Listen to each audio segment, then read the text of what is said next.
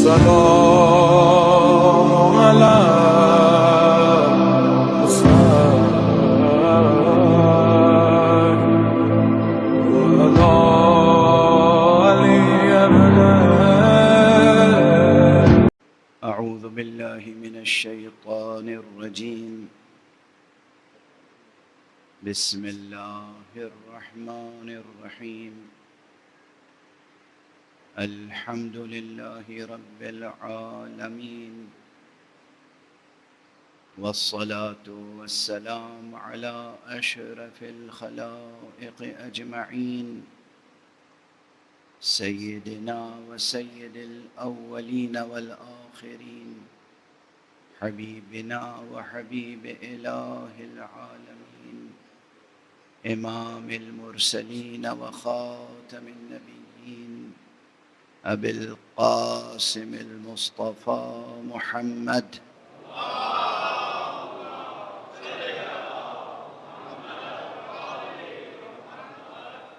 وعلى أهل بيته الطيبين الطاهرين الهداة المهديين المعصومين المظلومين، وعلى صحبهم المنتجبين المتقين، واللعنة الدائمة على أعداء الحق والدين. أما بعد، فقد قال الله تعالى عز اسمه في محكم كتابه ومتقن خطابه. بسم الله الرحمن الرحيم. ألم نشرح لك صدرك ووضعنا عنك وزرك الذي أنقض ظهرك ورفعنا لك ذكرك. صدق الله العلي العظيم.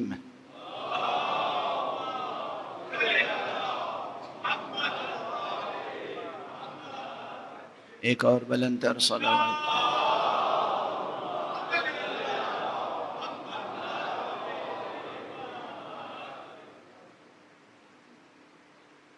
سورہ مبارک انشراح، یہ ابتدائی 4 آیتیں تبرکاً اور تیمناً روز آپ کے سامنے تلاوت کر رہا ہوں، اور ان آیات مبارکہ کی روشنی میں موضوع یہ ہے کہ تسلسل زماں میں ختم نبوت کا مفہوم کیا ہے. میں یہ سمجھتا ہوں کہ کافی حد تک بات واضح ہو چکی ہے، روشن ہو چکی ہے، لیکن بات یہ ایسی ہے، موضوع ایسا ہے کہ آج کل تقریباً ہر زبان پر اور ہر ذہن میں یہ موضوع جاری و ساری ہے. وہ دنیا جس کی توحید ہی کمزور ہے،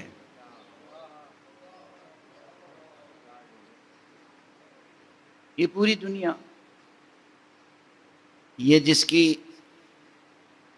توحید باری تعالیٰ کے سلسلے میں معرفت بہت ناقص ہے، وہ مقام نبوت اور پھر مقام ختم نبوت کے تعلق سے کس قدر روشن فکری اور روشن ذہنی اور روشن ضمیری حاصل کر سکتی ہے. اور جب دنیا میں مسلسل مشککین پائے جائیں، شکوک پیدا کرنے والے، شبہات پیدا کرنے والے، اعتراضات کرنے والے، اور یقین فرمائیے کہ اس پوری دنیا میں ہمیشہ یہی رہا ہے اور آج بھی ہے، زیادہ تر لوگ جو حقائق دین پر تساؤلات رکھتے ہیں،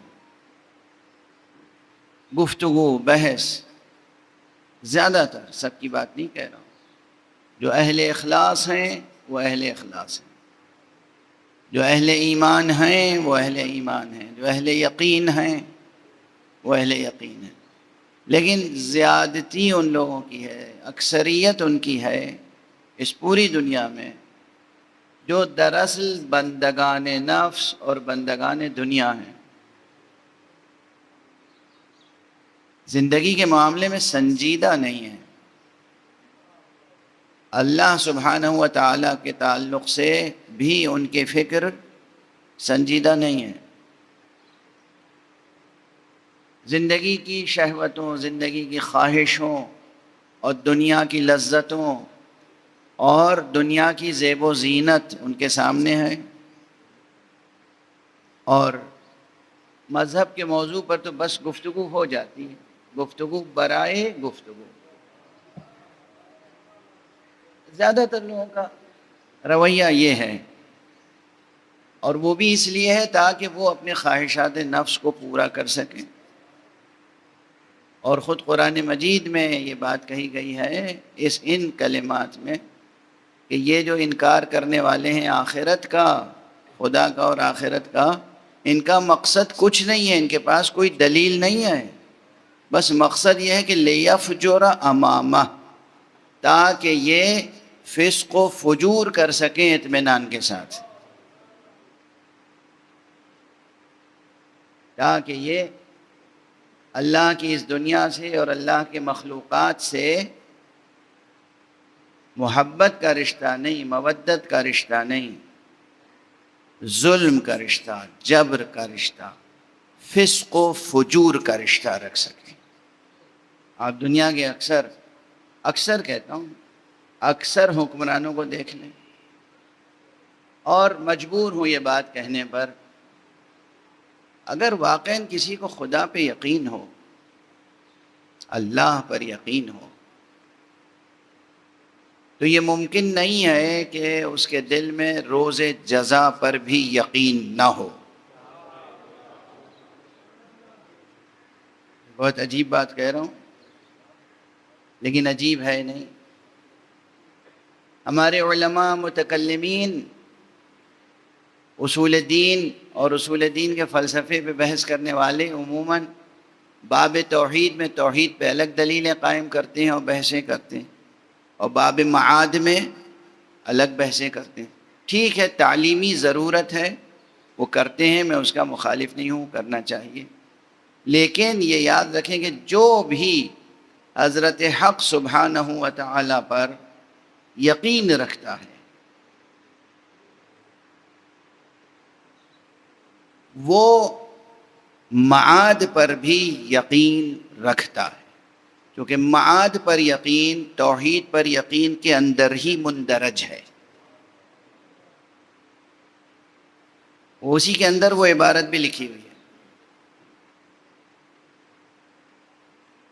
اب تو یہ ذوق و شوق نہیں رہ گیا لوگوں میں، لیکن پہلے خطاطی کا شوق ہوتا تھا، تو ایک سے ایک فنکاری ہوتی تھی خطاطی میں، دیکھنے میں ایک لفظ نظر آتا تھا، جیسے اللہ لکھا ہوا ہے، معلوم ہوا کہ وہ اس میں پورا قرآن لکھ دیا ہے انہوں نے۔ غور سے پڑھیے تو الف اور لام اور تشدید، اور اوپر جو چھوٹا سا الف ہے اور جو آخر میں ہے، ہر چیز میں کچھ اور عبارتیں لکھی ہوئی ہیں، اتنی خوبصورت، اتنی حسین کہ معلوم ہو رہا ہے کہ اس میں آپ نے پھول پتیاں کاٹ دی ہیں، مگر دراصل وہ آیتیں لکھی ہوئی ہیں، اور دور سے دیکھنے میں صرف لگ رہا ہے اللہ، ٹھیک ہے نا؟ تو اسے خط گلزار بھی کہتے تھے، اسے خط گلزار بھی کہتے تھے، پورا گلستان سجا ہوا ہے اس میں۔ اچھا، یہ خط کے اندر خط لکھنا، ایک لفظ کے اندر پوری عبارت لکھنا، یہ ہنر اگر آپ جانتے ہیں تو آپ کو پیدا کرنے والا کیا نہیں جانتا؟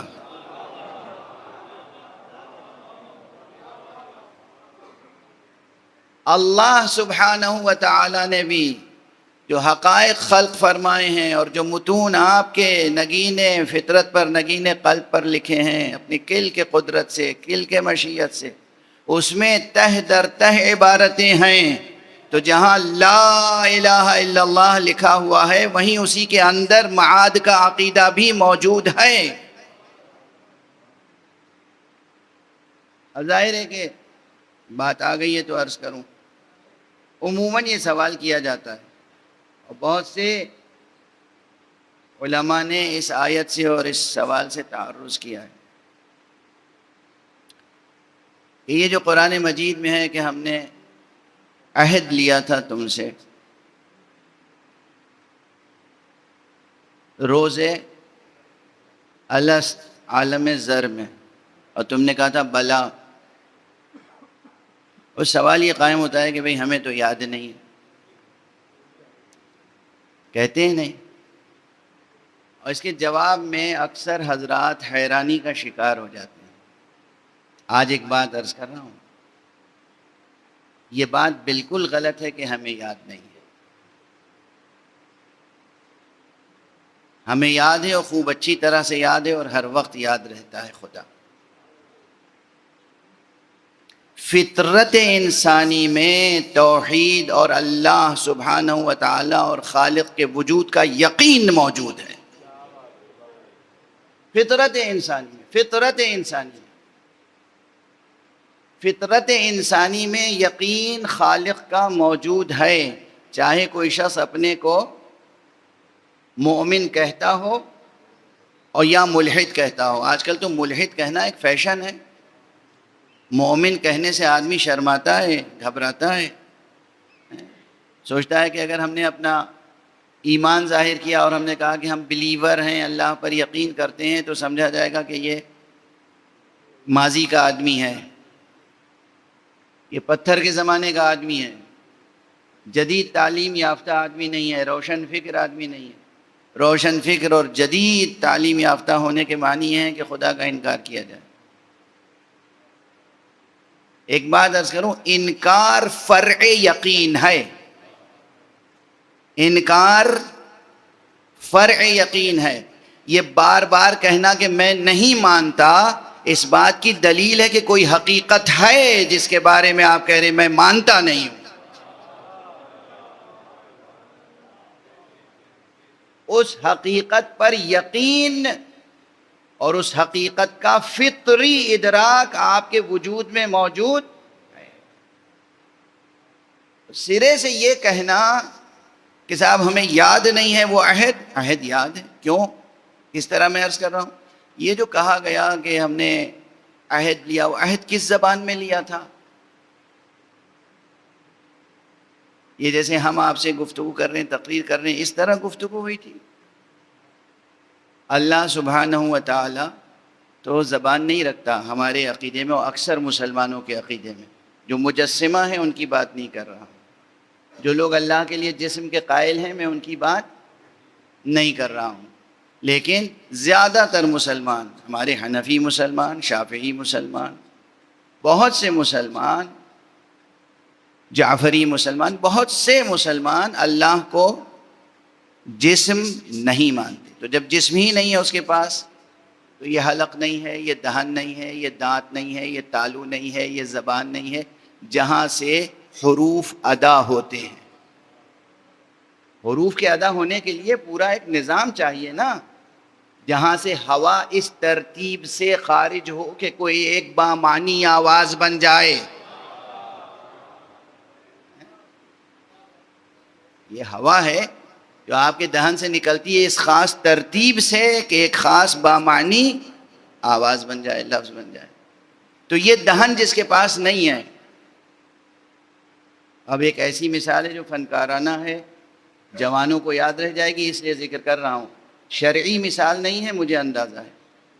یہ جس طرح آپ اپنے منہ سے آواز نکالتے ہیں تو اس کے لیے ایک خاص ترتیب ہے، حتیٰ کہ انسٹرومنٹس جو آپ کے میوزیکل انسٹرومنٹس ہیں، اگر یہ انسٹرومنٹس نہ ہوں اور ان میں ایک خاص ترتیب آپ قائم نہ کریں تو خاص قسم کے نغمے آپ ادا نہیں کر سکتے، خاص قسم کی آواز ادا نہیں کر سکتے۔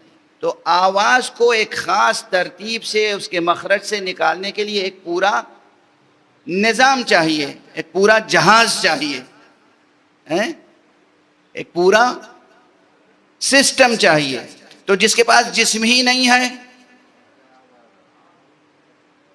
اس نے کس طرح گفتگو کی؟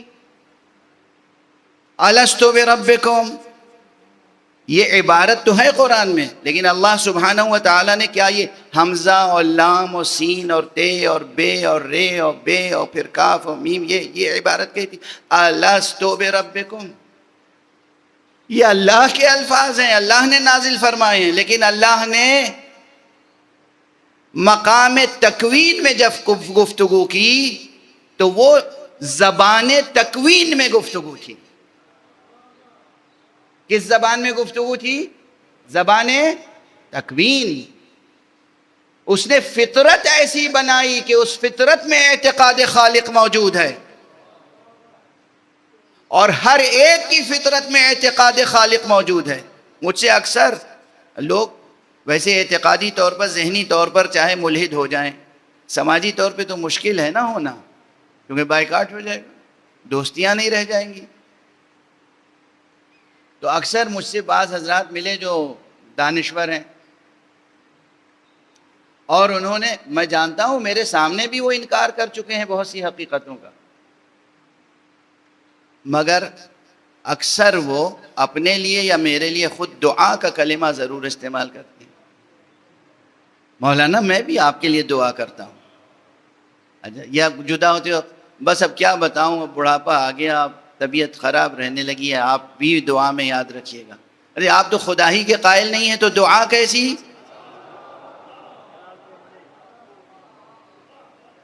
یہ ہے وہ فطرت کے اندر موجود حقیقت جس کے لیے میں عرض کیا کرتا ہوں، اور 1000 بار عرض کر چکا ہوں گا، اور 1000 بار عرض کروں گا کہ اللہ وہ حقیقت ہے جس کا انکار ناممکن ہے، اعتراف مشکل ہے. ناممکن ہے انکار. انکار کیسے کر دیں گے؟ اور یہ انکار، یہ جو دل میں، یہ جو فطرت میں، یہ جو ذات کے اندر، یہ جو وجود کے اندر موجود ہے اللہ پر یقین، یہ قاف یہ نون نہیں لکھا ہوا ہے، مگر وہ یقین موجود ہے آپ کے اندر. یہ وہی ہے جو اللہ نے پکارا تھا الست بربکم، اور آپ نے کہا تھا بلا. یہ وہی ہے جو ایک وقت بھی آپ نہیں بھولتے. بلا وجہ کہتے ہیں کہ ہمیں تو یاد نہیں. کیسے یاد نہیں؟ اٹھتے بیٹھتے خدا یاد رہتا ہے،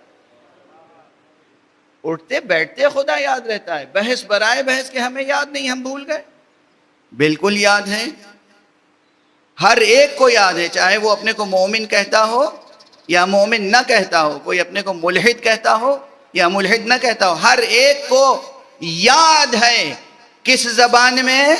زبان تکوین میں. فطرت کا حصہ ہے، خلقت کا حصہ ہے، لوح وجود پر موجود ہے عبارت توحید، عبارت لا الہ الا اللہ. اور اس لیے یہ اب آج سے کم کہنا چھوڑ دیجیے گا کہ ہمیں یاد نہیں. خوب یاد ہے. یہ تو وہ عہد ہے کہ جو بھلایا نہیں جا سکتا. آپ چاہیں کہ بھلا دیں تو نہیں بھلا سکتے، کبھی نہیں بھلا سکتے وجود خالق. وہ ہے جو چیز ہر وقت سامنے ہو، اسے کون بھلا سکتا ہے؟ جو حقیقت ہمیشہ سامنے ہو. اب آپ کہیں گے کہاں سامنے ہے؟ پہلے تو نقلی دلیل. خود قرآن مجید میں اللہ نے کہا ہے یا نہیں؟ هو الاول هو الآخر هو الظاہر هو الباطن. یہ سب قرآن مجید کے الفاظ ہیں. وہی ظاہر ہے، وہی باطن ہے، وہی اول ہے، وہی آخر ہے. تو جو حقیقت ہمیشہ سامنے ہو وہ بھلائی کیسے جا سکتی ہے؟ تو یہ مقولہ ادا نہ کریں، یہ بات بار بار نہ دہرائیں کہ جی ہمیں یاد نہیں ہے.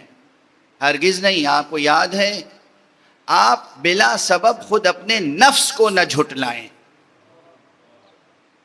سب سے بڑی منزل یہ کہ آپ اور ہم اپنی ذات کو، اپنے نفس کو، اپنے دل کو نہ جھٹلائیں.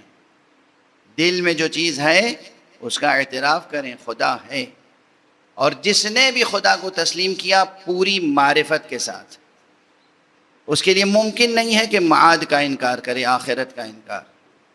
اور جب معاد، مبدأ اور معاد، آغاز اور انجام، اس پر یقین پیدا ہو جائے تو مبدأ سے معاد تک سفر طے کرنے کے لیے رہنما کا تلاش کرنا واجب ہے. وہ رہنما نبی ہے، رسول ہے، اور اگر نبی نہ ہو، رسول نہ ہو، تو کوئی نہ کوئی رہنما اللہ کی طرف سے ایسا ضرور ہوگا کہ جو اللہ کے پیغام کی حفاظت کرنے والا ہو۔ یہ ممکن نہیں ہے کہ عالم ہستی، پروردگار عالم، وہ رحیم، وہ کریم، وہ عظیم، وہ شفقت رکھنے والا اپنے بندوں پر، اس عالم ہستی کو بغیر رہنما کے چھوڑ۔ لیکن یہ رہنما، جتنے بھی رہنما ہیں اللہ کی طرف سے آنے والے، وہ سب ایک ہی سقف نور کے نیچے ہیں، وہ ایک ہی سایہ نور میں ہیں، اور وہ نور مبارک کوئی اور نہیں ہے سوائے نور مبارک محمد ابن عبداللہ صلی اللہ علیہ وسلم۔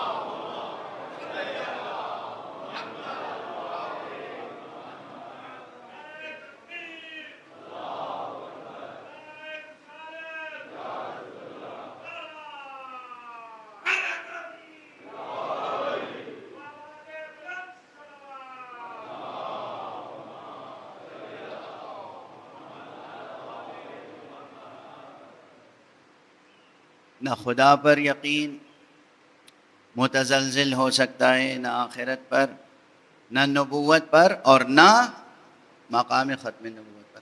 اب ذرا سا آ جاتے ہیں کہ مقام ختم نبوت کی دلیلیں جو قرآن مجید میں ہیں وہ کیا کیا ہیں، اور ویسے بحث برائے بحث تعلیمی لحاظ سے اپنے اجمالی یقین کو تفصیلی یقین میں بدلنے کے لیے، اجمالی تصور کو تفصیلی نظریے میں بدلنے کے لیے، تو میں پہلے ایک نقطے کی طرف اشارہ کر دوں، پھر بات آگے بڑھے۔ دیکھیے، اس سے پہلے جو انبیاء آئے، حضرت آدم علی نبینا و علیہ السلام سے لے کر اور جناب عیسیٰ علی نبینا و علیہ السلام تک، ان تمام انبیاء نے دین پہنچایا، اور دین کے ساتھ ایک شریعت پہنچائی۔ میں نے ابھی اسی سلسلہ گفتگو میں عرض کیا تھا کہ سب نے 3 اصول تو پیش کیے: توحید، نبوت، معاد، توحید، نبوت، معاد، توحید، نبوت، معاد۔ سب کا نظریہ یہی تھا، سب کا اعتقاد یہی تھا، سب کا پیغام یہی تھا۔ اور عدل الہی توحید کے ساتھ لازمی تصور ہے، اور امامت کا تصور نبوت کے ساتھ ایک لازمی تصور ہے۔ ٹھنڈے دل سے کوئی غور کرے، وہی بات کہ بحث برائے بحث نہیں، انانیت کو چھوڑ دیں۔ ایک بات اگر غلط زبان سے نکل گئی ایک بار، تو اسی پہ جمے رہنا یہ ایک اچھے انسان کی علامت نہیں ہے۔ جس طرح عدل توحید کے ساتھ ایک لازمی حقیقت ہے، اسی طرح امامت نبوت کے ساتھ ایک لازمی حقیقت ہے۔ اور اس کے لیے تیزی سے ایک جملہ عرض کر کے آگے بڑھوں کہ بحثیں تو بہت ہیں عدل الہی پر، لیکن فطری دلیل اگر تلاش کریں آپ روئے زمین پر کسی بھی انسان سے جو اللہ پر یقین رکھتا ہو، پوچھیں تو جو بھی خدائے واحد پر یقین رکھتا ہے وہ اس کو خدائے عادل بھی سمجھتا ہے۔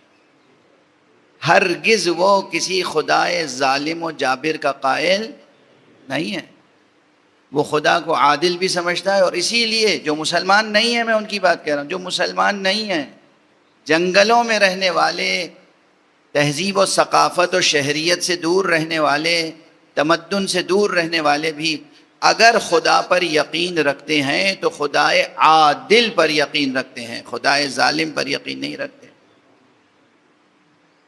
بلکہ ایک جملہ اور عرض کروں، بہت سے حضرات تو خدا پر یقین ہی اس لیے رکھتے ہیں کہ انہیں عدل کی تلاش ہوتی ہے۔ البتہ یہ کوئی مضبوط دلیل باب توحید میں نہیں ہے۔ بعض مفکرین اس کی تحلیل کرتے ہیں اور کہتے ہیں کہ بیچارہ انسان، خدا پر تو کوئی دلیل ہے نہیں اس کے پاس، چونکہ کچلا جاتا ہے، ظلم ہوتا ہے، تعدی ہوتی ہے، ستم ہوتا ہے، بیچارہ وہ یہاں اسے انصاف نہیں مل پاتا تو وہ سوچتا ہے کہ کہیں نہ کہیں انصاف ضرور ملے گا، اس لیے وہ خدا کا تصور اس نے خلق کر لیا۔ نعوذ باللہ، نعوذ باللہ۔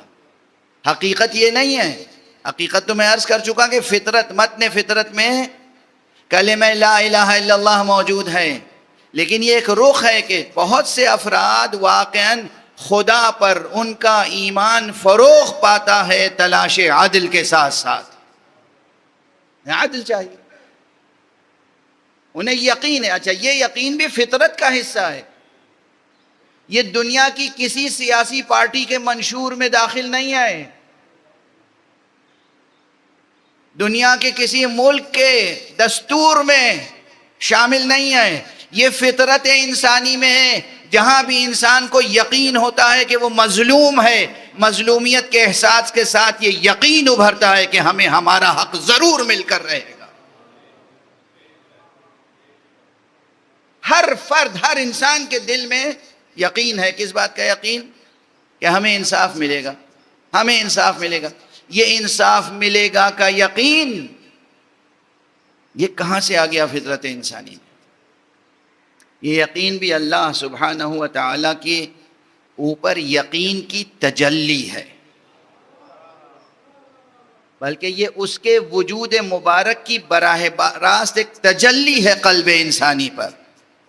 یہ عدل حاصل ہونے کا یقین نہ ہوتا اگر کہیں کوئی عادل مطلق موجود نہ ہوتا۔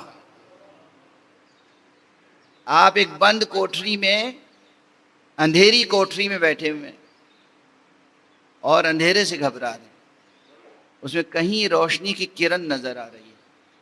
یہ روشنی کی کرن یوں ہی تھوڑی ہے، چونکہ آپ سوچ رہے ہیں روشنی کے بارے میں اس لیے وہ روشنی نظر آ رہی ہے؟ نہیں، باہر سورج ہے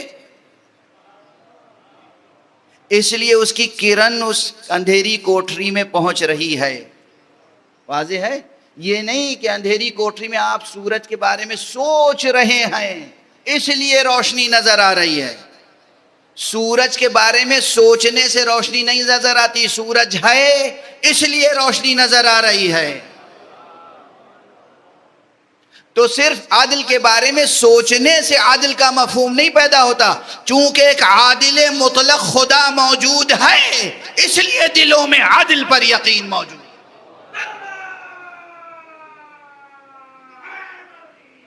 خیال ہے کہ کافی حد تک بات روشن ہوئی کہ صاحب یہ جتنے اس میں بڑے شعراء بھی ہیں، شعراء، ادبا۔ ہمارے ایک بزرگ شاعر تھے، اب اس وقت تو ان کا نام نہیں لوں گا، جب اچھی بات ان کی کوئی نقل کرتا ہوں تو نام لے لیتا ہوں، ورنہ ویسے میں نام کیوں لوں۔ وہ ان کا عقیدہ تھا کہ صاحب وہ مظلوم انسان نے ایک سہارے کے طور پر خدا کا تصور خلق کر لیا۔ نہیں، ایسا نہیں ہے، چونکہ خدا موجود ہے۔ اور دو باتیں اور عرض کر دوں اس سلسلے میں۔ ایک تو یہ، چونکہ وہ خدائے عادل ہے اس لیے اس کے وجود کی تجلی دلوں پر ہے، جو دل میں انصاف طلبی ہے اور انصاف پر یقین ہے۔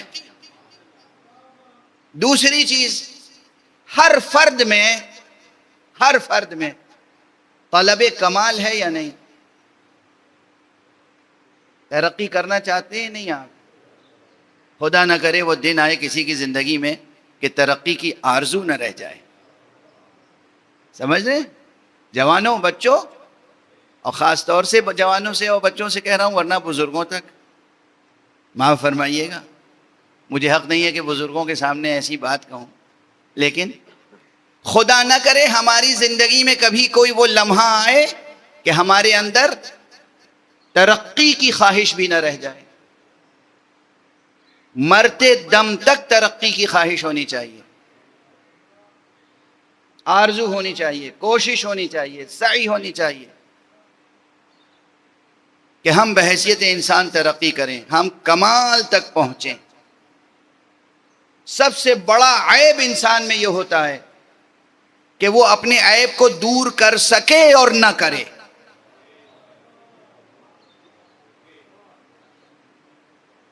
عیب دور کر سکتا ہے انسان اور نہ کرے، اس سے بڑا کوئی عیب نہیں ہے۔ نقص دور کر سکتا ہے اور نہ کرے، اس سے بڑا کوئی عیب اور نقص نہیں ہے. توجہ فرما رہے ہیں. تو کمال تک پہنچنا، اپنے وجود میں اوصاف کو زیادہ سے زیادہ پیدا کرنا اور ہر لحاظ سے زندگی میں ترقی کرنا، یہ آرزو تو انسان میں ہوتی ہے. اچھا، کسی بھی انسان سے جو ذرا پڑھا لکھا ہو اور اپنی کیفیتوں کو خود سمجھ سکے اور ڈسکرائب کر سکے، بیان کر سکے، اس سے جب آپ بیٹھ کے گفتگو کریں گے تو اس کے ذہن میں ایک ایبسلوٹ تصور ہوگا، ایک تصور مطلق ہوگا کمال کا. یہ ناقص انسان میں کمال کا تصور کہاں سے آ گیا؟ واضح میں کیا گزارش کروں؟ جو خود ناقص ہو اس میں کمال کا تصور آیا کہاں سے؟ اس کا بھی وہی جواب ہے. ایک کوئی ہستی کامل ہے، مطلق ہے، ایک وجود مطلق ہے پروردگار کا، جو تمام کمالات کا حامل ہے. اس وجود کی تجلی آپ کے دل پر ہے، جو آپ کے اندر بھی کمال کی خواہش موجود ہے. آپ کے اندر بھی ترقی کی خواہش موجود ہے، آرزو موجود ہے، تمنا موجود ہے. کیوں ہے؟ اس لیے کہ ایک کامل ہستی موجود ہے، ایک عادل ہستی موجود ہے، تو آپ کے اندر عدالت کا شعور موجود ہے. ایک کامل ہستی موجود ہے تو آپ کے اندر کمال کی طلب اور ترقی کی آرزو اور ارتقاء کی خواہش موجود ہے. اس لیے کہ وہ ہے تو سب کچھ ہے. اور ہمارے یہاں اب جب وہ ہے اور اس نے اس دنیا میں بھیجا آپ کو اور پھر نبوتوں کا سلسلہ قائم کیا. اب وہ بات عرض کر دوں جو ختم نبوت سے متعلق ہے. اتنی تیزی سے وقت چلا جاتا ہے کہ میں کیا عرض کروں، اور میں طالب علمانہ انداز سے بحث کرنے بیٹھ جاتا ہوں. اس لیے کہ یہ کمزوری میری ہے. میں ابھی تک فاضل ہوا نہیں، طالب علم ہوں تو طالب علمانہ باتیں کرتا رہتا ہوں. جیسے پرائمری کے بچے بات کرتے ہیں ویسے ہی بات کرتا رہتا ہوں. کیونکہ میں ابھی فاضل نہیں ہو سکا، خدا نہ کرے کہ میں کسی دن فاضل ہو جاؤں. ایک صلوات پڑھ دیجئے محمد.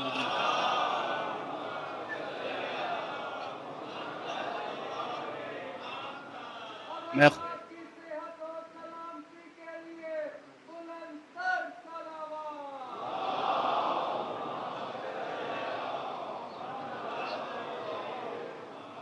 ایک تو یہ کہ میں طالب علم ہوں، مجھے محبت بھی طالب علموں سے رہتی ہے. اور جہاں بھی مجھے سراغ مل جائے کہ فلاں کے یہاں کوئی علم ہے، کوئی ہنر ہے، کوئی کمال ہے، اس سے محبت ہو جاتی ہے. چاہے وہ کسی خاندان کا ہو، کسی زبان کا ہو، کسی ملک کا ہو. اور جہاں کوئی علم و ہنر نہیں نظر آتا وہاں محبت پیدا ہی نہیں ہوتی. کم سے کم میرے دل کی تو یہی کیفیت ہے. اور اگر کہیں علم اور ہنر اور کمال ہوتا ہے تو اس سے مجھے کبھی حسد پیدا نہیں ہوتا. میں اس پہ جتنا بھی شکر ادا کروں کم ہے، بلکہ محبت پیدا ہوتی ہے. حسد تو پیدا ہی نہیں ہوتا. صرف یہ کہ جہاں جہل ہوتا ہے اس پر غصہ آ جاتا ہے. یہ کمزوری ہے میری، کیا کروں. آپ سب مل کے دعا کیجئے کہ یہ کمزوری دور ہو جائے. صلوات پڑھیے محمد.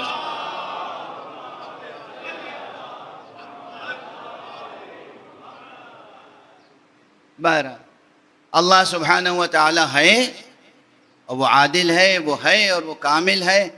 اور اس نے مخلوقات پیدا کیے اور ہر مخلوق کو وہ چاہتا ہے کہ وہ عدل پرور اور کمال پسند ہو. وہ چاہتا ہے کہ سب عدل قائم کریں اور سب کمال کا سفر طے کرتے رہیں، کمال کی طرف بڑھیں. تو پھر اس کے لیے لازم تھا کہ وہ دستور بھی بھیجے، منشور بھی بھیجے، اور دلیل بھی بھیجے، رہنما بھی بھیجے، مثالیں بھیجے کہ بھئی انہیں دیکھ کر کمال کا سفر طے کرو، انہیں دیکھ کر زندگی میں نظم پیدا کرو. انبیاء آتے رہے، تمام انبیاء شریعتیں لے کر آئے، صرف اس لیے کہ انسانی معاشرے میں نظم پیدا ہو، کمال کے راستے روشن. ہر نبی ایک شریعت لے کے آیا. جو مقام ختم نبوت پر فائز ہے اس کے ہاں ایک امتیاز ہے. یہ جو قانون ہوتے ہیں نا، گزشتہ انبیاء جو قانون لائے، شریعت یعنی قانون. انسانوں نے جو قانون بنانا اور دستور بنانا اور منشور بنانا سیکھا، یہ سب انبیاء سے سیکھا. شریعت سامنے تھی تو قانون بنانا سیکھا. لیکن کب سیکھا اور کیسے سیکھا؟ کیا فرعون کے ہاں کوئی قانون تھا؟ یا نمرود کے ہاں کوئی قانون تھا؟ بس ایک انانیت تھی اور انانیت کا راج تھا. جو ان کی خواہش وہ قانون، جو ان کی تمنا وہ قانون، جو ان کی آرزو وہ قانون. قانون کوئی نہیں تھا. واضح؟ قانون لے کر کون آیا؟ نمرود کے مقابلے میں ابراہیم قانون لے کر آئے. فرعون کے مقابلے پر موسیٰ قانون لے کر آئے. ورنہ اس زمانے میں بادشاہ سلامت کی بس جو خواہش، اب وہ ہمیشہ ماضی کو برا بھلا کہتے رہتے ہیں. آپ لوگ حال میں نہیں نظر آ رہے ہیں فرعون و حامان و نمرود؟ قانون ان کے سامنے کچھ ہے ہی نہیں. جو میری خواہش وہ قانون. میں عرض یہ کر رہا تھا کہ چاہے وہ فرعون ہو یا نمرود، کسی بھی دور کا، اس کے سامنے کوئی قانون نہیں ہوتا، کوئی دستور نہیں ہوتا، کوئی منشور نہیں ہوتا، کوئی عوامی فلاح کا مضمون ہوتا ہی نہیں ہے. ان کی انا ہے، انا پرستی ہے اور خواہشات کی تکمیل. یہ تو اللہ والے ہیں. یہ اللہ ہے اور اللہ والے ہیں جو مخلوقات کی فکر رکھتے ہیں. خدا کی قسم یہ بتائیے، آپ مومنین ہیں اور جڑے ہوئے ہیں عزاداری سے. پوری دنیا میں اس وقت کربلا میں تو ہے ہی ہے، کربلا، نجف، کاظمین، سامرہ، مشہد، قوم، یہ تو جگہیں ہیں. کراچی، لاہور، ملتان، لکھنؤ، حیدرآباد، دلی، لندن، نیو یارک، واشنگٹن، کون سی جگہ ایسی ہے جہاں آقا حسین کے نام پر لنگر تقسیم نہیں ہو رہا ہے اور سبیلیں نہیں لگی ہوئی ہیں؟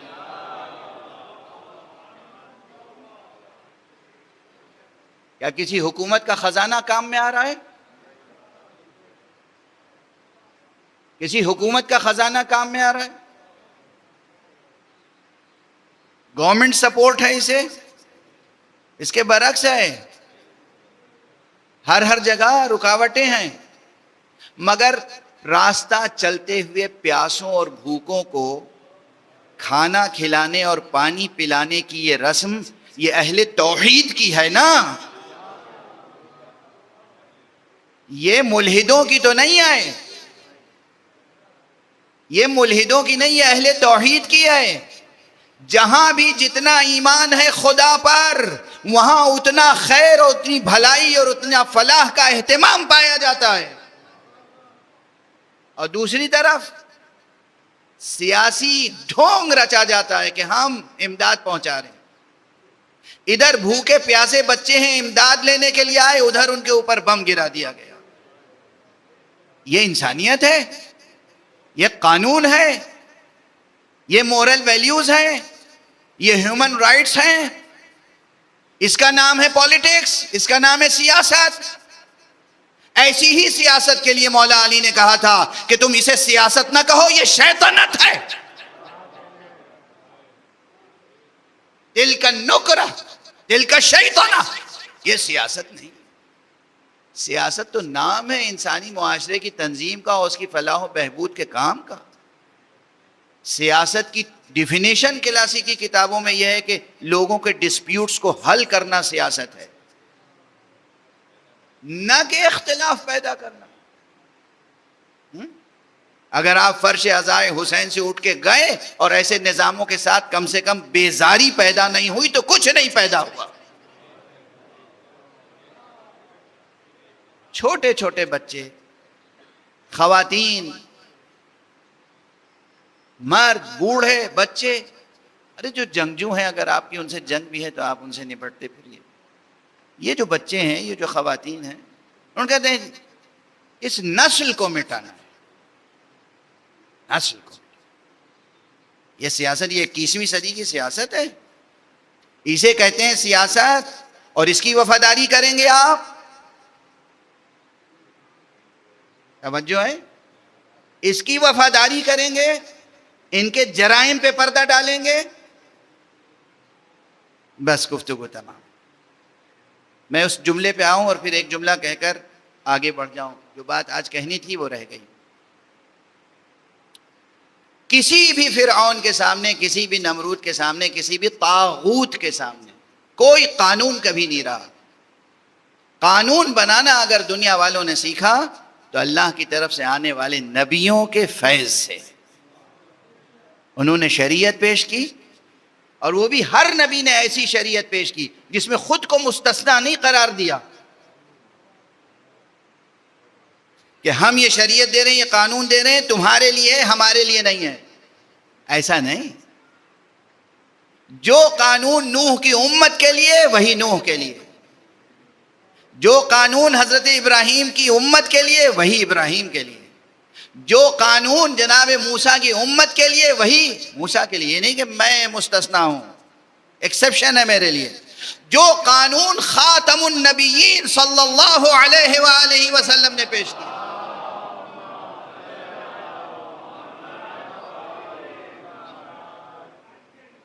وہی قانون امت کے لیے وہی ان کے لیے. چند چھوٹے چھوٹے چند موارد ہیں جن میں ایک استثناء ہے، ایک اختصاص ہے، اس کی بھی حکمت ہے، اس کی بھی مشیت ہے، ورنہ قانون ایک ہے سب کے لیے. جو عام انسان، جو ایک غلام کے لیے وہی ایک آزاد کے لیے، جو ایک امتی کے لیے وہی سردار امت نہیں، سردار انبیاء کے لیے. یہ ہے قانون، یہ شریعت، اور اسے کوئی جھٹلا نہیں سکتا. اب دیکھیے مغالطے کیسے پیدا کرتے ہیں نوجوان نسلوں کو گمراہ کرنے کے لیے، بہکانے کے لیے. وقت تو گزر چکا مگر اب زبان پہ آ گیا ہے یہ جملہ، تو عرض کر کے آگے بڑھوں.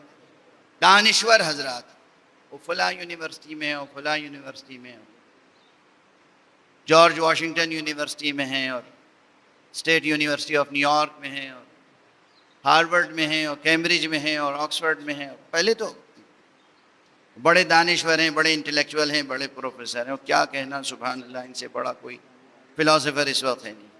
اس کے بعد ان کی زبان سے یہ کہلایا جاتا ہے کہ دنیا میں جتنی خون ریزی ہے یہ صرف اللہ پر یقین رکھنے کی وجہ سے. یہ جتنا ظلم ہے نا، آرٹیکلس لکھے جاتے ہیں، آرٹیکلس لکھے جاتے ہیں، پی ایچ ڈی تھیسس لکھوائی جاتی ہے، پی ایچ ڈی تھیسس لکھوائی جاتی ہے. ایک صاحب میرے پاس آئے، اور کہیں اور نہیں، علی گڑھ مسلم یونیورسٹی میں وہ پی ایچ ڈی کر رہے تھے. مجھے یہ نہیں معلوم کہ وہ پی ایچ ڈی ہوئی یا نہیں ہوئی، انہیں ڈگری ایوارڈ ہوئی یا نہیں، یہ مجھے نہیں معلوم. رجسٹریشن بھی ہو گیا تھا یا نہیں مجھے یقین نہیں ہے، لیکن وہ آئے کہ میں نے رجسٹریشن کرا لیا ہے اور میں پی ایچ ڈی کر رہا ہوں، اور آپ اس میں میری مدد کریں اور رہنمائی کریں. میں نے کہا کیا موضوع ہے؟ کہ شریعت اسلام میں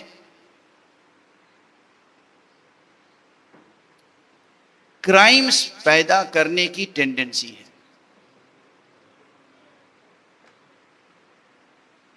سنا غور سے آپ نے؟ یہ جو فقہ ہے اور یہ جو شریعت ہے، اس کی وجہ سے جرم پروان چڑھ، جرائم وجود میں آتے ہیں. اس پہ کیا لکھا جا رہا تھا؟ Thesis, P H D thesis.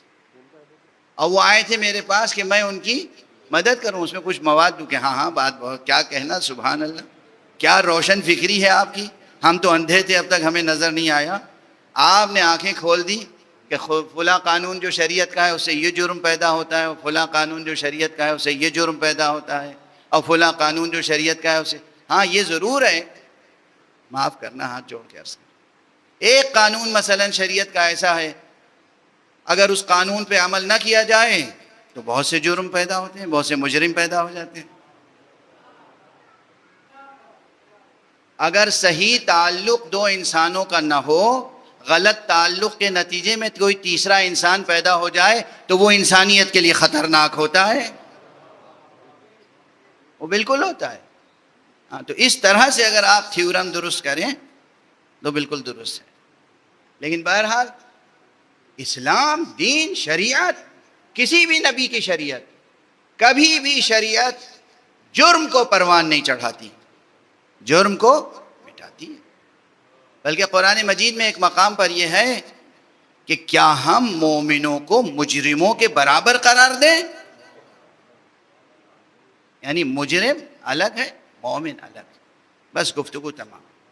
ہر نبی شریعت لے کر آیا، اور اس کی شریعت اس کے زمانے کے لیے تھی یا اس کے بعد کچھ عرصے تک کے لیے.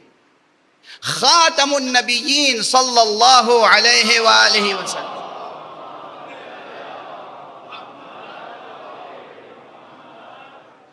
کہ خاتمیت کے اسرار بہت ہیں. میں منحصراً گفتگو نہیں کر رہا ہوں کہ بس یہی ہے، اسرار بہت ہیں، مگر اس میں سے ایک سر یہ ہے کہ حضرت نے ایک بنا بنایا قانون کا ڈھانچہ بھی دیا، اور ایک ایسا ڈھانچہ دیا کہ جہاں قانون نہ ہو مستقبل میں تم خود قانون بنا سکو. یعنی انسانوں کے لیے قانون سازی کی فکر روشن کر دی، اساس فراہم کر دیا، اصول فراہم کر دیے، آئین قانون سازی درست کر کے گئے. یہ ہے مقام ختم نبوت کے اسرار میں سے ایک سر، جو لوگ اصول فقہ کا نام سن کے گھبرا جاتے ہیں اور بلا وجہ اصولی اور اخباری کی بحثیں کرنے لگتے ہیں، یہ جانے بغیر کہ اصولیت ہے کیا اور اخباریت ہے کیا. ان کے لیے یہ جملہ بھی غور طلب ہے. غور کریں کہ رسول نے ایک قانون دیا، قانون تو اسی وقت کے حساب سے تھا نا. رسول اللہ صلی اللہ علیہ وسلم جس زمانے میں تشریف لائے،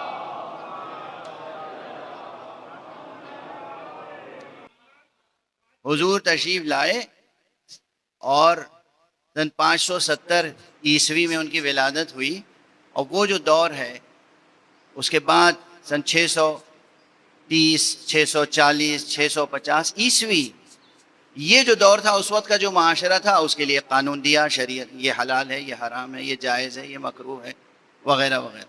اور اس کے بعد جو نسل آئی، اس کے بعد جو نسل آئی، اس کے بعد جو نسل آئی، اب جو نسل آئی، یہ شریعت پر عمل کرے گی یا نہیں کرے گی؟ نئے مسائل پیدا ہوئے یا نہیں؟ کوئی کہہ سکتا ہے کہ جناب نئے مسائل پیدا ہی نہیں ہوئے؟ خوب پیدا ہوئے نئے مسائل. جب نئے مسائل پیدا ہوئے تو ان مسائل کا جواب کہاں سے ملے گا؟ بے شک متن وہی قرآن ہے، متن وہی سیرت ہے، لیکن اس قرآن سے، اس سیرت سے کس طریقے سے استنباط ہوگا، کس طریقے سے استخراج ہوگا، کس طریقے سے آج جو مسئلہ پیدا ہوا ہے اس کا حل تلاش کیا جائے گا. یہ کس طریقے سے حل تلاش کیا جائے گا، اسی کا نام ہے اصول فقہ. یاد رہ جائے گا. اب ظاہر یہ سب موضوعات ممبر کے تو نہیں ہیں، مگر ضرورت ہے کہ کہا جائے، اس لیے کہتا ہوں آگے بڑھ رہا ہوں. ایک صلوات پڑھ دیجئے محمد.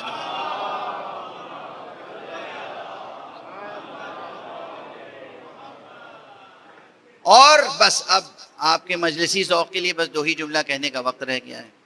حضور علیہ الصلوۃ والسلام سے پہلے شاید کوئی نبی ایسا نہیں ہے جس نے ممبر پہ آ کے کہا ہو سلونی سلونی قبل ان تفقدوا. حضور نے یہ جملہ نہیں کہا تھا. حضور نے اس کو دوسری عبارت میں کہا تھا، سلونی عما شئتم، جو چاہو مجھ سے پوچھ لو. یہ سرکار رسالت مآب کا جملہ ہے.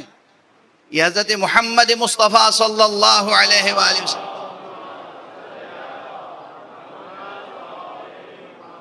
مجھے نہیں ملتا کہ آدم نے، نوح نے، حضرت ابراہیم نے، حضرت موسیٰ نے، حضرت عیسیٰ نے کبھی اپنی امت کے سامنے کہا سلونی عما شئتم، جو چاہو مجھ سے پوچھ لو.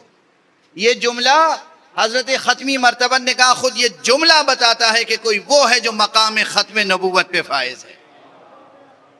اور کہہ رہا جو چاہو مجھ سے پوچھو، سلونی عما شئتم. اور ہم یہ مان لیتے کہ حضور کے بعد کوئی اب سلسلہ آسمانی ہدایت کا نہیں ہے. اگر اس کے بعد کوئی یہ جملہ کہنے والا موجود نہ ہوتا، مگر ایک طرف پیغمبر نے اعلان کیا یا علی انت منی بمنزلت ہارون من موسیٰ، تمہاری منزلت مجھ سے وہی ہے جو ہارون کی موسیٰ سے تھی. اس کے بعد ہم نے دیکھا کہ پیغمبر تو چلے گئے سلونی عما شئتم کہہ کر، بعد میں جو مقام ہارونیت پر فائز تھا اسے کہنا پڑا سلونی سلونی قبل ان تفقدونی. یہ ہے تسلسل مقام ختم نبوت کا، اور یہ ہے اہتمام مقام ختم نبوت کی حفاظت کا. صلوات پڑھ دیں محمد والے.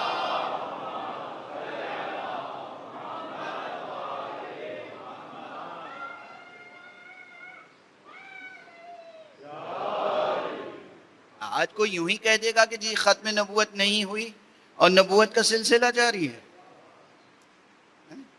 اچھا کوئی کہے تو پھر سلونی عما شئتم کا دعویٰ کرے، سلونی سلونی کا دعویٰ کرے. پہلے تاریخ پڑھ لے کہ حضرت علی کے علاوہ سلونی کہنے والوں کا حشر کیا ہوا. پہلے یہ دیکھ لے کہ سلونی کہنے والا. ہاں کچھ لوگوں نے کہا بھائی تاریخ میں ایک سے ایک نمونے ہیں، تاریخ میں ایک سے ایک نمونے ہیں واقع. نمونہ کوئی خراب لفظ تو نہیں ہے نا؟ بلا وجہ آپ ہنس رہے ہیں. ایک صلوات پڑھیے محمد والا.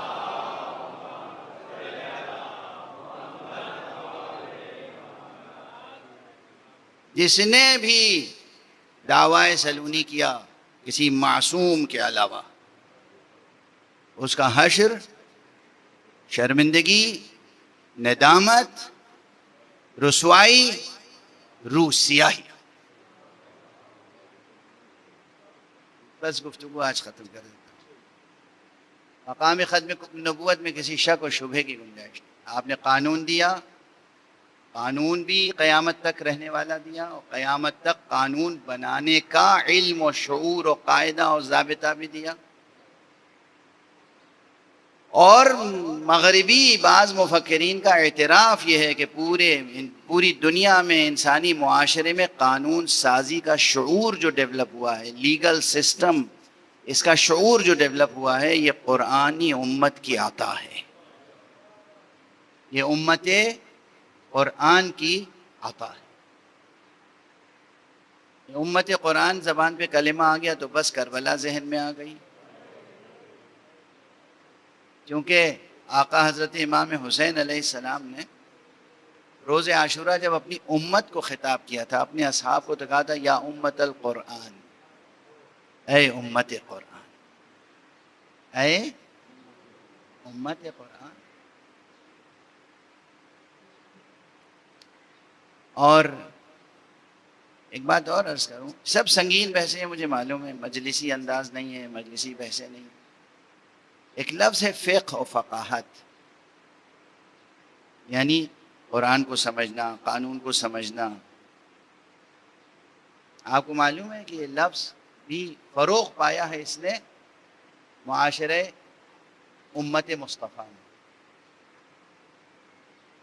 اور تاریخ میں، روایات میں، احادیث میں، تذکروں میں، مقاتل میں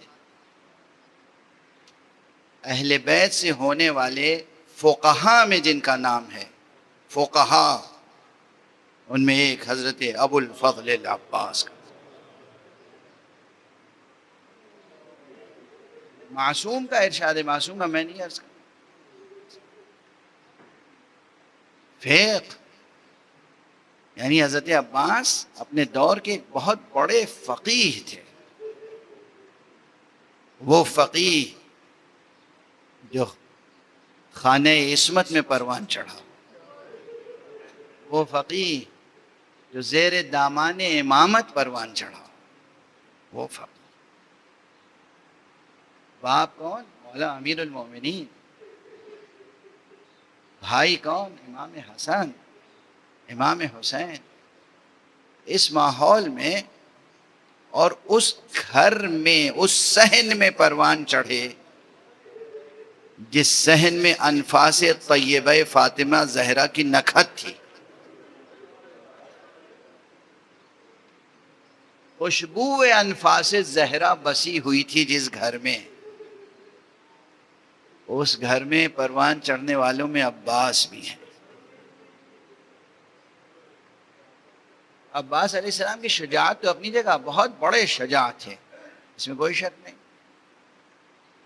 لیکن شجاع ہونے کے ساتھ ساتھ عالم بھی اسی قدر بلند پایا عالم تھے، فقیہ تھے، عارف تھے. بہت بلند پایا ہے حضرت عباس کا. یہ آپ کی سعادت ہے کہ آپ ہر سال محرم میں کم سے کم ایک دن مخصوص کرتے ہیں ذکر عباس کے لیے. حضرت عباس اس سے زیادہ توجہ کے مستحق ہیں. یہ سال میں ایک دن 8 محرم، یہ حضرت ابو الفضل العباس کی یاد کے لیے جو مخصوص ہے، یہ کافی نہیں ہے. مگر یہ بھی اگر مخصوص ہے تو ہمارے اور آپ کے لیے سعادت کی بات ہے. ہر لحاظ سے حضرت عباس امام حسین علیہ السلام کے مددگار تھے، وفادار تھے، محافظ تھے. کربلا میں حضرت ابو الفضل العباس کا وجود ایسا تھا، تمام اصحاب اور انصار اور اہل بیت ایک طرف، یعنی خدا کی قسم حضرت امام حسین علیہ السلام کے تمام شہداء کی فہرست ایک طرف، اور تنہا حضرت عباس ایک طرف. خدا کی قسم عباس تنہا لشکر تھے. ابھی ذرا ٹھہریے گا، میں جب خاموش ہو جاؤں تو شبیہیں لائیے گا، لیکن میں سر سے عمامہ اتار رہا ہوں اس لیے کہ اب عمامہ بار ہو رہا ہے.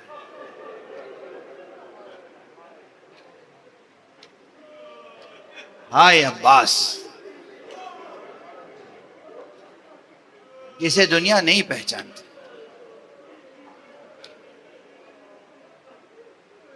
اگر آقا ابو الفضل العباس کے فضائل و کمالات سمجھنے ہوں تو وہ زیارت پڑھیے جو امام جعفر صادق نے تعلیم فرمائی. کیا بلند پایا الفاظ ہیں، کیا کلمات ہیں. یہ جو میں روزانہ پڑھ رہا ہوں وَرَفَعْنَا لَكَ ذِكْرَكَ وَرَفَعْنَا لَكَ ذِكْرَكَ، اس زیارت میں ایک فقرہ ہے کہ پروردگار نے عباس آپ کے ذکر کو بھی رفعت بخشی ہے. وَرَفَعَ ذِكْرَكَ فِي عِلِّيِّينَ، اللہ نے عباس کے ذکر کو بلندی اور رفعت بخشی ہے. کیوں؟ بڑی بڑی شہادتیں دی ہیں حضرت امام حسین نے. اکبر کی شہادت کوئی معمولی تھی؟ اکبر کی جوانی، اکبر کی شجاعت، اکبر کی شہادت، قاسم کی شہادت، اون محمد کی شہادت، اصغر کی شہادت.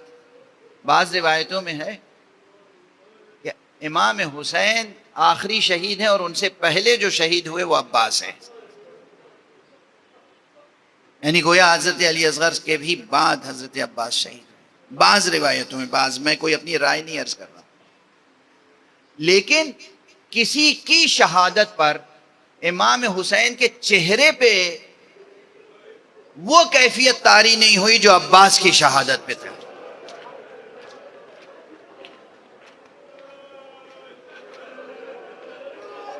یہ جملہ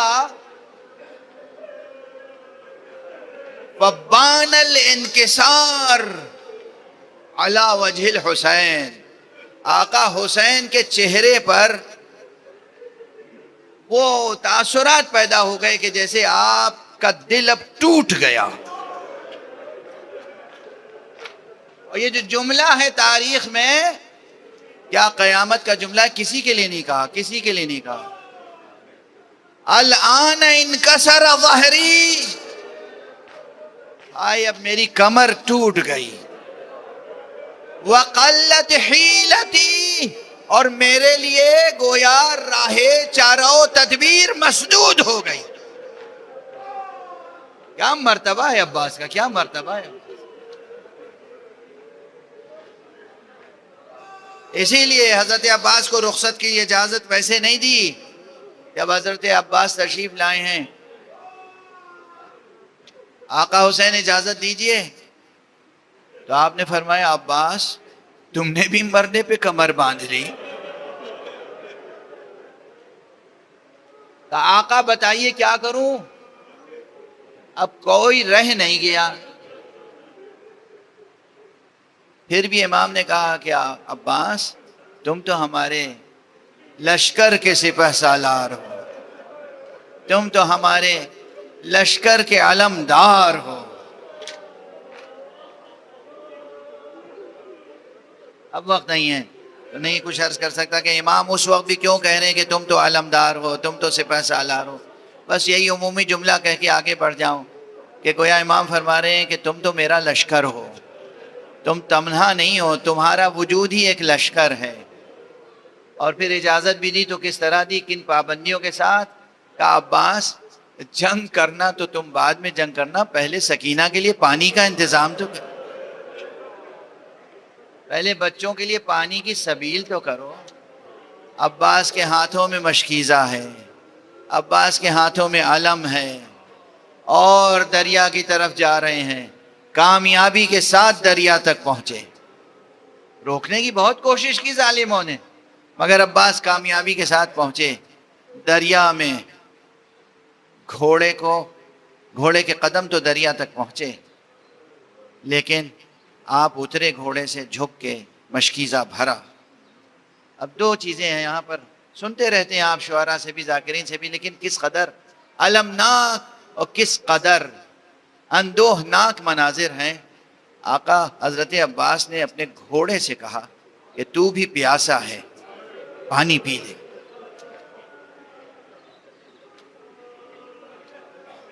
مگر گھوڑے نے پانی کو منہ نہیں لگایا.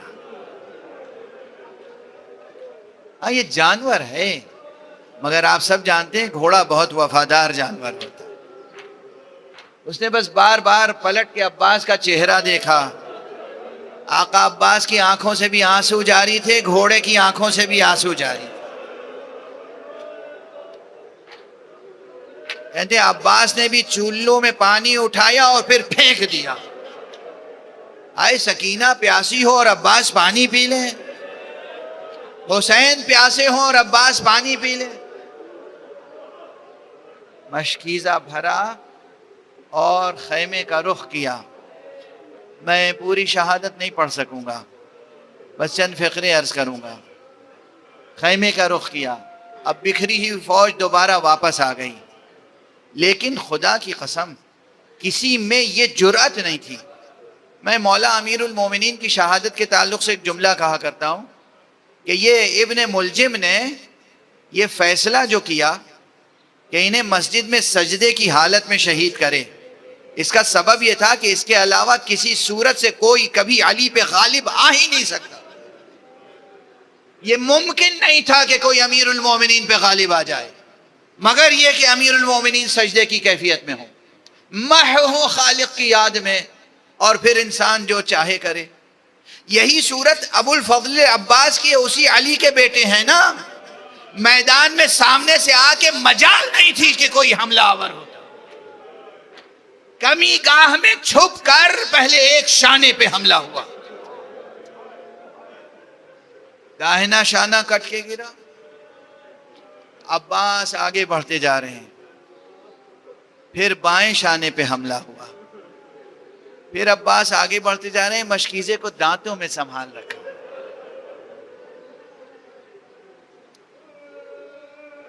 لیکن بالآخر ایک تیر ایسا آیا جس نے مشکیزے کو چھید.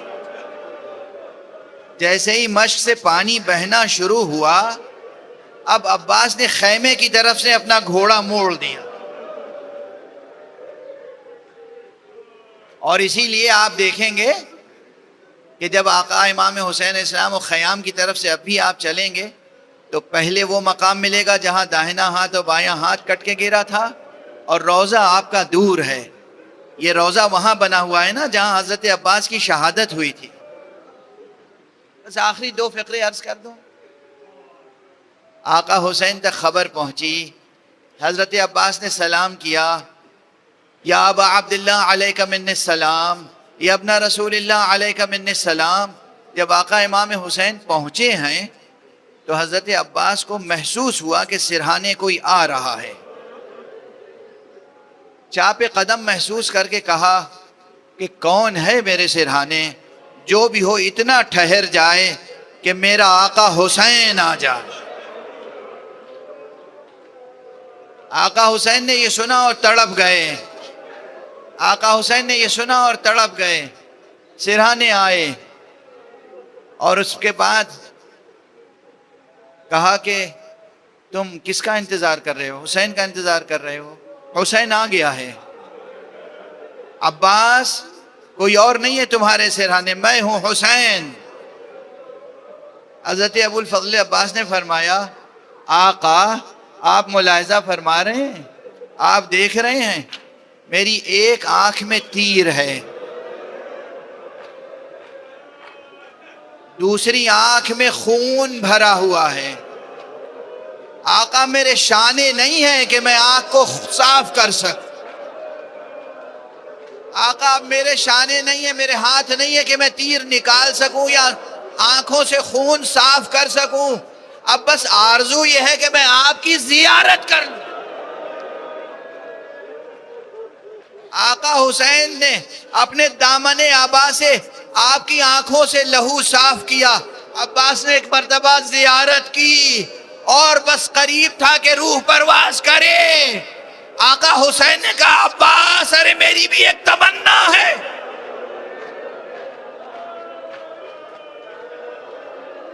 ایک بار مجھے بھائی کہہ کے پکار تو لو. عباس نے پکارا تو مگر عجب انداز سے کہا آقا ارے میرے بھائی مجھے خیمے میں نہ لے جائیے. تمام لاشیں آپ خیمے میں لے گئے, میرا لاشا خیمے میں نہ لے جائیے گا, مجھے سکینہ سے شرمندگی ہے. میں پانی کا وعدہ کر کے آیا تھا, پانی فراہم نہ کر.